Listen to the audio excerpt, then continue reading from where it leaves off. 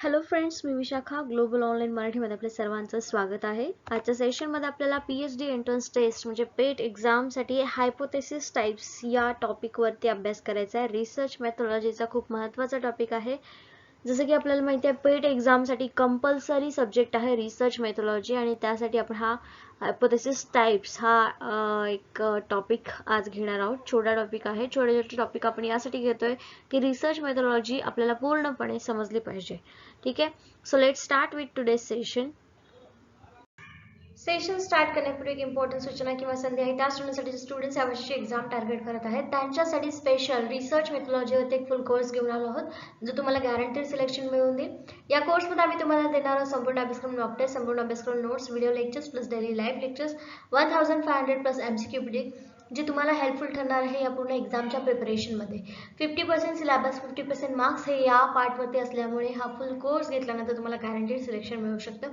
या फुल कोर्सची फीस आहे 699 रुपये आणि इकडे दिलेल्या व्हॉट्सअप नंबरला मेसेज करून तुम्ही लगेचच कोर्सला जॉईन होऊ शकता आणि आपली प्रिपरेशनला स्टार्ट करू शकता. So let's start with the session. Okay, what is hypothesis testing? Hypothesis testing is an act of testing hypothesis or a supposition in relation to a statistical parameter.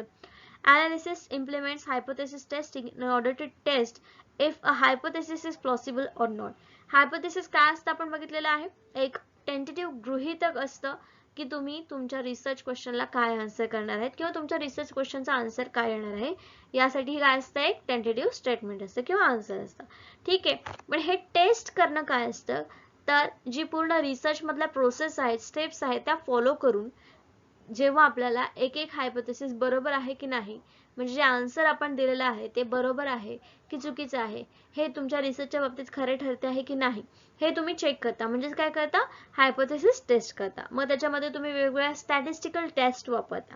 ठीक आहे. वेगवेगळे पॅरामीटर्स लावता आणि त्याच्यानंतर तुम्ही ते हायपोथेसिस टेस्ट करता. ठीक आहे. In data science and statistics, hypothesis testing is an important step as it involves the verification of assumptions that could help develop statistical parameters. ठीक आहे. statistical parameters चेक करण्यासाठी, प्रूव्ह करण्यासाठी, व्हेरीफाय करण्यासाठी याचा उपयोग होतो. हायपोथेसिस चाचणी ही सांख्यिकीय मापदंडाच्या संबंधात गृहीतक किंवा गृहीतकाची चाचणी घेण्याची क्रिया आहे. एखादे गृहीतक प्रशंसनीय आहे की नाही हे तपासण्यासाठी विश्लेषक गृहीतक चाचणी लागू करतात. डेटा सायन्स आणि सांख्यिकीमध्ये गृहीतक चाचणी एक महत्त्वाची पायरी आहे, कारण त्यात सांख्यिकीय पॅरामीटर्स विकसित करण्यात मदत करू शकणाऱ्या गृहीतकाची पडताळणी समाविष्ट असते. ठीक आहे. सांख्यिकीय पॅरामीटर्स चेक करण्यासाठी वेगवेगळे टेस्ट आहेत. ठीक आहे. Parametric test, non parametric test, यामध्ये आणखी वेगवेगळ्या टेस्ट येतात, त्या पण आपल्याला स्टडी करायच्या आहेत. त्याच्यावरती किती देखील क्वेश्चन्स येऊ शकतात. ठीक आहे. So let's see types of hypothesis. आता हा टाइप्स ऑफ हायपोथेसिस पण वेगवेगळे हायपोथेसिसचे टाइप आहेत. दोन मुख्य टाइप आहेत हायपोथेसिसचे. एक आहे नल हायपोथेसिस, दुसरा आहे अल्टरनेटिव्ह हायपोथेसिस. जेव्हा केव्हा तुम्हाला रिसर्च करायचा असतो त्यावेळेस तुम्हाला हे दोन महत्त्वाचे हायपोथेसिसचे टाइप लक्षात ठेवावे लागतात. ठीक आहे. बाकीचे टाइप्स आहे ते पण तुम्हाला त्या दोन रिसर्च टाइपमध्ये, त्या दोन हायपोथेसिस टाइपमध्येच दिसून येतात. In data sampling, different types of hypotheses are involved in finding the whether tested sample test positive for hypothesis or not. ठीक आहे. जे काय statistical calculations तुम्ही करता ते कसे असतात, ते टेस्ट तुमच्या हायपोथेसिस साठी पॉझिटिव्ह आहे की निगेटिव्ह आहे. पॉझिटिव्ह आहे तर तुम्ही एक्सेप्ट करणार आहात आणि निगेटिव्ह असेल तर कसं करणार आहात, रिजेक्ट करणार आहात. हे सगळ्या ज्या गोष्टी तुम्ही ठरवता त्या कशावरून ठरवता, हायपोथेसिस वरून ठरवता. We shall discover the different types of hypothesis and understand the role they play in hypothesis testing. ठीक आहे. आणि हे टाइप्स जे आहेत ते समजल्यानंतर तुम्हाला लक्षात येतील की ते काय रोल प्ले करतात तुमच्या हायपोथेसिस टेस्टिंग. ठीक आहे. डेटा सॅम्पलिंग मध्ये चाचणी केलेले नमुने एखाद्या गृहीतकासाठी सकारात्मक आहेत की नाही हे शोधण्यात वेगवेगळ्या प्रकारच्या गृहीतकांचा सहभाग असतो. या विभागात आम्ही गृहीतकांचे विविध प्रकार शोधून काढू आणि गृहीतक चाचणीत त्यांची भूमिका समजून घेऊ. ठीक आहे. फर्स्ट आहे अल्टरनेटिव्ह हायपोथेसिस. ठीक आहे. सगळ्यात पहिलं हे तुम्हाला बघायचं आहे की अल्टरनेटिव्ह हायपोथेसिस काय आहे. अल्टरनेटिव्ह हायपोथेसिस H1 ने डिनोट केलं जातं. मराठीमध्ये याला पर्यायी गृहीतक म्हटलं जातं. नोट करा जर तुम्हाला आवश्यक असेल तर. ठीक आहे, मराठी स्लाइड पण अवेलेबल आहेत, पण याच्यामध्ये लक्षात ठेवा पर्यायी गृहीतक याला म्हटलं जातं. H1 नी डिनोट केलं जातं. डिनोट करणं म्हणजे लिहिलं जातं की हे जे तुम्ही हायपोथेसिस मांडलेलं आहे ते अल्टरनेटिव्ह हायपोथेसिस आहे. ठीक आहे, अल्टरनेटिव्ह हायपोथेसिस मध्ये काय असतं? The research hypothesis state that there is a relationship between two variables. प्रत्येक वेळेला what is the variables हा प्रश्न येतो. तर what is variable? Variable म्हणजे ज्या गोष्टींवर तुम्ही रिसर्च करणार आहे त्याच्यामध्ये वेगवेगळे गोष्टी असतात. ठीक आहे, जेव्हा दोन गोष्टींवरचा तुम्ही अभ्यास करता तेव्हा ते काय असतात? व्हेरिएबल्स असतात. ठीक आहे, फॉर एक्झाम्पल मी नेहमी एक्झाम्पल देते सन आणि ट्रीचं. ठीक आहे, एक व्हेरिएबल आहे ट्री. ठीक आहे, एक व्हेरिएबल काय आहे आपला? ट्री. आणि दुसरा एक व्हेरिएबल आहे सन. ठीक आहे, सो याच्यामध्ये आपण काय कन्सिडर केलेलं आहे? सन जो आहे या सनची सन रेज किंवा सूर्यकिरण जी आहेत ती ही झाडांना मदत करतात फोटोसिंथेसिस प्रोसेस कंप्लीट करण्यासाठी. आता ही फोटोसिंथेसिस प्रोसेस काय आहे? तर अन्न तयार करण्याची प्रक्रिया, ज्याच्यामुळे झाड आपल्याला हिरवं दिसतं. याच्यासाठी काय करतो? सूर्य त्यांना मदत करतो. ठीक आहे, हे सायन्स आपण बघितलेलं आहे. आणि याच्यामध्ये आपण सांगतोय की व्हेरिएबल ए जो आहे, सनला आपण व्हेरिएबल ए म्हणूया. ठीक आहे, आणि इकडे ट्रीला काय म्हणायचं? व्हेरिएबल बी म्हणूया. ठीक आहे, सो या व्हेरिएबल मध्ये हा व्हेरिएबल याच्यावरती परिणाम करतोय, म्हणजे सन हा ट्री वरती परिणाम करतोय. हे काय झालं? एक रिलेशन झालं ह्या दोन व्हेरिएबल्स मधलं. सन ट्री वरती परिणाम करतोय, इफेक्ट करतोय. सो याच्यामध्ये बघा काय सांगितलं? Hypothesis state there is a relationship between two variables. काहीतरी रिलेशन आहे या दोन व्हेरिएबल्स मध्ये, म्हणजे हे अल्टरनेटिव्ह हायपोथेसिस आहे, पर्यायी गृहीतक आहे. Where one variable affects the other and the alternative hypothesis is driving force for hypothesis testing. आणि हा hypothesis testing साठी एक driving force आहे. ठीक आहे, it implies that two variables are related to each other and the relationship that exists between them is not due to the chance or coincidence. आता याच्यामध्ये काय सांगितलेलं आहे? याच्यामध्ये अल्टरनेटिव्ह हायपोथेसिस मध्ये कंपल्सरी दोन व्हेरिएबल्स मध्ये काहीतरी रिलेशन असणार आहे आणि यांच्यामध्ये असणारे रिलेशन फक्त कोइन्सिडन्स नसणार आहे. ठीक आहे, बाय चान्स किंवा कोइन्सिडन्स नसणार आहे. त्याच्यामध्ये व्हॅलिड रिझन असणार आहे. एक त्याच्यामधलं कारण असणार आहे आणि दुसरा त्याचा परिणाम असणार आहे. सूर्य काय आहे? कारण आहे. परिणाम काय आहे? झाडावरची होणारी प्रोसेस. ठीक आहे, कॉज अँड इफेक्ट हे कशामध्ये येतं? एक्सपेरिमेंटल रिसर्च मध्ये येतं आणि अल्टरनेटिव्ह हायपोथेसिस मध्ये ते प्रूव्ह होतं. ठीक आहे, अल्टरनेटिव्ह हायपोथेसिस मध्ये ते मांडलं जातं. ठीक आहे, when the process of hypothesis testing is carried out, the alternative hypothesis is the main subject of the testing process. जेव्हा जेव्हा रिसर्च प्रोसेस स्टार्ट होते तेव्हा तेव्हा अल्टरनेटिव्ह हायपोथेसिस पर्यायी गृहीतक हे एक मुख्य विषय असतो टेस्टिंग प्रोसेस मधला. ठीक आहे, टेस्ट प्रोसेस मधला. The analysis intends to the test alternate hypothesis verifies its plausibility. आणि काय केलं जातं? हे अल्टरनेटिव्ह हायपोथेसिस व्हेरिफिबिलिटी करतं, प्लॉसिबिलिटी करतं, त्याची व्यवहारिता जी आहे ती तपासून देतं. कोण? Alternative hypothesis. ओके ओके, बघा आता हे पर्यायी गृहीतक मराठीमध्ये अल्टरनेटिव्ह हायपोथेसिस H1 किंवा संशोधन गृहीतक असे सांगते की दोन व्हेरिएबल्स मध्ये काहीतरी संबंध आहे जिथे एक व्हेरिएबल दुसऱ्यावरती परिणाम करते. परिकल्पना चाचणीसाठी पर्यायी गृहीतक हे मुख्य प्रेरक शक्ती आहे. याचा अर्थ असा होतो की दोन चल एकमेकांशी संबंधित आहेत आणि ज्यांच्यामध्ये अस्तित्वात असलेला संबंध किंवा संधी किंवा योगायोगामुळे नाही. ठीक आहे, जेव्हा गृहीतक चाचणीची प्रक्रिया पार पाडली जाते तेव्हा पर्यायी गृहीतक हा चाचणी प्रक्रियेचा मुख्य विषय असतो. विश्लेषक पर्यायी गृहीतकाची चाचणी घेण्याचा आणि त्याच्या तर्कशुद्धता सत्यापित करण्याचा मानस आहे. मानस आहे म्हणजे मानलं जातं. ठीक आहे, टेस्ट करण्यासाठी ते वापरलं जातं. ठीक आहे, पुढचं कुठले गृहीतक आहे? शून्य गृहीतक. जसं की मी म्हटलं दोन मुख्य गृहीतक आहेत. एक तर आहे अल्टरनेटिव्ह हायपोथेसिस पर्यायी गृहीतक आणि दुसरा आहे नल हायपोथेसिस शून्य गृहीतक. शून्य गृहीतक नल हायपोथेसिस H0 किंवा H0 ने डिनोट केलं जातं. याचा उद्देश पर्यायी गृहीतकांना निरस्त करणे हा आहे. ठीक आहे, याचा उद्देश काय आहे? जे अल्टरनेटिव्ह हायपोथेसिस तुम्ही मांडलेलं आहे ते चुकीचं आहे हे सिद्ध करणं याचं काम आहे. ठीक आहे, सांख्यिकीमध्ये दोन व्हेरिएबल्स मध्ये कोणताही संबंध नाही. आता चुकीचं कसं दाखवणार हे? जसं की आपण अल्टरनेटिव्ह हायपोथेसिस मध्ये बघितलं की झाड आहे, झाडावरती सूर्याचा परिणाम होतो, हे अल्टरनेटिव्ह हायपोथेसिस आपल्याला सांगतं. पण इथे शून्य गृहीतक आपल्याला काय सांगतं शून्य गृहीतक सांगतं की ए व्हेरिएबल आणि बी व्हेरिएबल्स मध्ये काहीही संबंध नाही. ना सूर्य झाडावरती परिणाम करतोय ना झाडाचा सूर्यावरती परिणाम होतोय. दोन्ही व्हेरिएबल्स वेगवेगळे आहेत. हे कोण सांगतं आपल्याला? शून्य गृहीतक सांगतं. ठीक आहे. एका चलाचा दुसऱ्यावर होणारा परिणाम हा केवळ संयोगामुळे होतो आणि त्यामुळे कोणतेही अनुभवजन्य कारण नाही.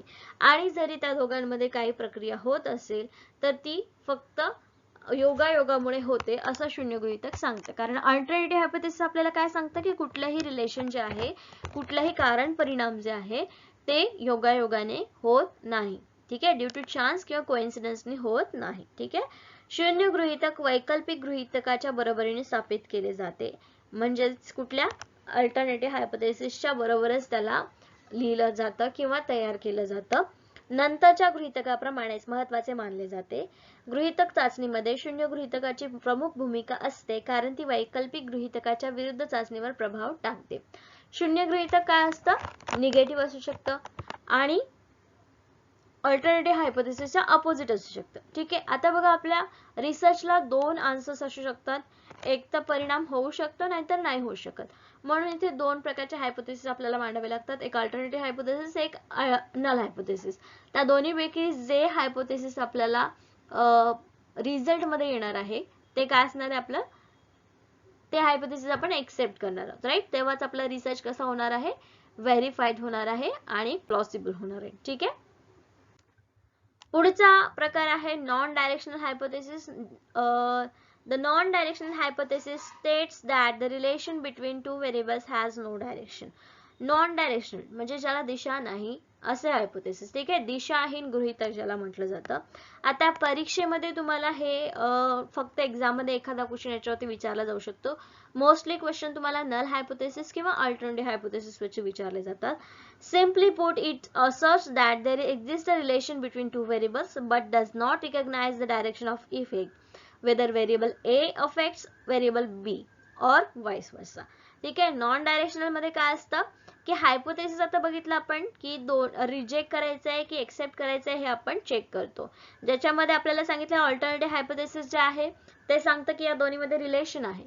नल हायपोथेसिस सांगते की या दोन्हीमध्ये काहीही रिलेशन नाही. मग आपण रिलेशन आहे आपल्याला जर रिझल्ट मध्ये आहे दिसला तर आपण ऍक्सेप्ट करणार. ठीक आहे. जर दोघांमध्ये रिलेशन नाही आणि आपल्याला रिझल्ट मध्ये पण दिसलं की दोघांमध्ये रिलेशन नाही तर आपण काय करणार? हायपोथेसिस रिजेक्ट करणार. ठीक आहे. सॉरी, एक्सेप्ट करणार. कारण दोन्हीमध्ये आपल्याला काय दिसतंय? काही रिलेशन नाही. ठीक आहे. म्हणजे जे बरोबर आहे ते घेणार. पण याच्यामध्ये काय दाखवलंय? नॉन डायरेक्शनल हायपोथेसिस मध्ये असं सांगितलेलं आहे की याची दिशा ठरलेली नाहीये की व्हेरिएबल ए बी वरती परिणाम करतोय की नाही किंवा बी व्हेरिएबल ए वरती परिणाम करतोय की नाही. ठीक आहे. म्हणजे सनचा झाडावरती परिणाम होतोय की झाडाचा सनवरती परिणाम होतोय याची दिशा काही ठरलेली नाहीये. दोन्ही व्हेरिएबल्स मध्ये परिणाम होतोय पण नेमकी कोणता व्हेरिएबल कशावरती परिणाम करतोय हे आपल्याला दिसत नाही. म्हणजे दोन्ही साइड्स इथे ओपन्स आहेत. ठीक आहे. म्हणजे कुठल्याही साइडनी हायपोथेसिस रिजेक्ट केलं जाऊ शकतं. ठीक आहे. म्हणून याला काय म्हणू शकतो आपण? Non directional hypothesis. ठीक आहे. डायरेक्शन फिक्स नाहीये व्हेरिएबल्सची, कोणत्या कोणावर परिणाम करतो. मग आता बघा नॉन डायरेक्शनल मधून दोन्ही दिशा ओपन आहेत. एक तर हायपोथेसिस एक्सेप्ट होऊ शकतो, रिजेक्ट होऊ शकतो कुठल्याही साइडने. तर याला आपण काय म्हणायचं? To tailed hypothesis. काय म्हणायचं? To tailed hypothesis. To tailed दोन्ही साइडने, दोन शेपूट आहे त्याला असं आपण म्हणू शकतो. अशा प्रकारे लक्षात ठेवा. ठीक आहे. To tailed hypothesis. ठीक आहे. दिशाहीन गृहीतक त्याला म्हटलं जातं. दिशाहीन गृहीतक असे सांगते की दोन चलांमधील संबंधाला दिशा नसते. सोप्या भाषेत सांगायचे तर असे प्रतिपादन करते की दोन व्हेरिएबल्स मध्ये एक संबंध आहे परंतु परिणामाची दिशा ओळख नाही. व्हेरिएबल्स ए व्हेरिएबल बी ला प्रभावित करते किंवा त्या उलट होते. म्हणजे एक तर व्हेरिएबल याच्यावरती परिणाम करतो, बी वरती परिणाम करतो किंवा बी ए वरती परिणाम करतो हे काय दिसत नाही. दिशा त्याला नसते. ठीक आहे. चौथा प्रकार आहे directional hypothesis. Opposite to non directional hypothesis असणार आहे. The directional hypothesis, on the other hand, asserts the direction of effect of the relationship that exists between two variables. Of course, non-directional मध्ये जर दोन व्हेरिएबल्स मध्ये दिशा आपल्याला समजत नसेल तर डायरेक्शनल हायपोथेसिस मध्ये दिशा आपल्याला कशी होणार आहे? नोन असणार आहे, माहिती असणार आहे. सनचाच झाडावरती परिणाम होतोय. इथे काय? दोन व्हेरिएबल्स मधली दिशा फिक्स्ड आहे. ठीक आहे. हे काय आहे? Directional hypothesis. Herein the hypothesis clearly states that variable A affects variable B and vice versa. बघितलं आपण, सूर्याचाच प्रकाश झाडावरती परिणाम करतो, म्हणजे सूर्य हा व्हेरिएबल जो आहे तो झाड या व्हेरिएबल वरती परिणाम करतो. ए व्हेरिएबल बी वरती परिणाम करतोय किंवा बी व्हेरिएबल ए वरती परिणाम करतोय. दिशा फिक्स्ड आहे, एक तर हो किंवा नाही, परिणाम करतोय किंवा नाही करतोय, एक्सेप्ट करायचा किंवा रिजेक्ट करायचा. याला एकच टेल असणार आहे, ठीक आहे, म्हणून याला वन टेल हायपोथेसिस असं देखील म्हणतात. ठीक आहे, यूजीसी नेट सेट एक्झाम मध्ये पण याच्यावरती क्वेश्चन्स विचारले जातात की हा वन टेल हायपोथेसिस म्हणजे काय किंवा टू टेल हायपोथेसिस म्हणजे काय. ठीक आहे, सो डायरेक्शनल हायपोथेसिस मध्ये, नॉन डायरेक्शनल हायपोथेसिस मध्ये टू टेल हायपोथेसिस असतं आणि डायरेक्शनल हायपोथेसिस मध्ये वन टेल हायपोथेसिस असतं. एका साइडने ते रिजेक्ट किंवा एक्सेप्ट केलं जाऊ शकतं. ठीक आहे, पाचवा प्रकार आहे आणि लास्टचा प्रकार आहे हायपोथेसिसचा, स्टॅटिस्टिकल हायपोथेसिस, सांख्यिकीय hypothesis. A statistical hypothesis is a hypothesis that can be verified to be plausible on the basis of statistics. Statistical hypothesis सांख्यिकीय गृहीतक म्हणजे असं गृहीतक जे फक्त व्हेरीफाय करण्यासाठी स्टॅटिस्टिक्सचाच बेस वापरतं, म्हणजे सांख्यिकीय माहितीच वापरतं. ठीक आहे, by using data sampling or statistical knowledge one can determine the plausibility of a statistical hypothesis and find out if it stands true or not. म्हणजे फक्त सांख्यिकीय चाचण्यांचा तिथे वापर करायचा आणि ते जे तुम्ही स्टेटमेंट मांडलेलं आहे, हायपोथेसिस मांडलेलं आहे, ते करेक्ट आहे की चुकीचं आहे हे फक्त तुम्हाला दाखवायचं असतं. कशामध्ये? स्टॅटिस्टिकल हायपोथेसिस मध्ये. ठीक आहे, हे बघा मराठीमध्ये गृहीतक, डायरेक्शनल हायपोथेसिस म्हणजे दिशात्मक गृहीतक, दुसरीकडे दिशात्मक गृहीतक दोन चलांमध्ये अस्तित्वात असलेल्या नातेसंबंधाच्या दिशा परिणामाची दिशा सांगते. येथे परिकल्पना स्पष्टपणे सांगते की व्हेरिएबल ए व्हेरिएबल बी ला प्रभावित करते किंवा त्याउलट म्हणजे व्हेरिएबल बी ए ला प्रभावित करतात. ठीक आहे, दुसरं आहे सांख्यिकीय गृहीतक, स्टॅटिस्टिकल हायपोथेसिस. सांख्यिकीय गृहीतक एक असे गृहीतक आहे जे आकडेवारीच्या आधारे प्रशंसनीय असल्याचे सत्यापित केले जाऊ शकते. डेटा सॅम्पलिंग आणि सांख्यिकीय ज्ञान वापरून एखादी व्यक्ती सांख्यिकीय गृहीतकेची तर्कशुद्धता ठरवू शकते आणि ती खरी आहे की नाही हे शोधू शकते. Okay, that's it. दिशात्मक गृहीतक, सांख्यिकीय गृहीतक. Okay, performing of hypothesis testing. ठीक आहे, सो याच्यामध्ये बघा कसं आहे, परफॉर्मिंग ऑफ हायपोथेसिस म्हणजे हायपोथेसिस कसं काम करतं. त्याच्यामध्ये पहिलं हायपोथेसिस इस्टॅब्लिश करावं लागतं, म्हणजे हायपोथेसिस तुम्हाला मांडावं लागतं. त्यानंतर हायपोथेसिस तुम्ही कसं टेस्ट करणार आहात त्याच्यासाठी तुम्हाला दोन प्रकारचे हायपोथेसिस मांडावे लागतात, अल्टरनेटिव्ह हायपोथेसिस आणि नल हायपोथेसिस. जो डेटा तुम्हाला मिळालेला आहे तो अनालाइज केला, सॅम्पल्स तुम्हाला मिळाले, त्याच्यातून तुम्ही जो डेटा मिळवला तो अनालाइज केल्यानंतर तुमचं कोणतं हायपोथेसिस करेक्ट आहे हे तुम्हाला चूज करावं लागतं. ठीक आहे, ओके, सो हे काही स्टेप्स होते फक्त की हायपोथेसिस कसं मांडायचं किंवा काय केलं जातं हायपोथेसिस टेस्ट करण्यासाठी. नेमकं हायपोथेसिसचे 5 टाइप आपण बघितले.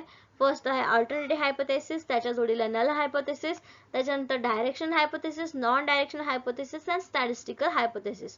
होप सगळे हायपोथेसिसचे टाइप्स आहेत ते वेगवेगळे क्लिअर झाले असतील. काही डाउट्स असतील तर आपण डिस्कस करूया. ग्रुपमध्ये देखील तुम्ही मेसेज करू शकता किंवा चॅट बॉक्समध्ये तुम्ही देखील मेसेज करू शकता. So thank you for today's session. That's it for today. Let's end session. Thank you.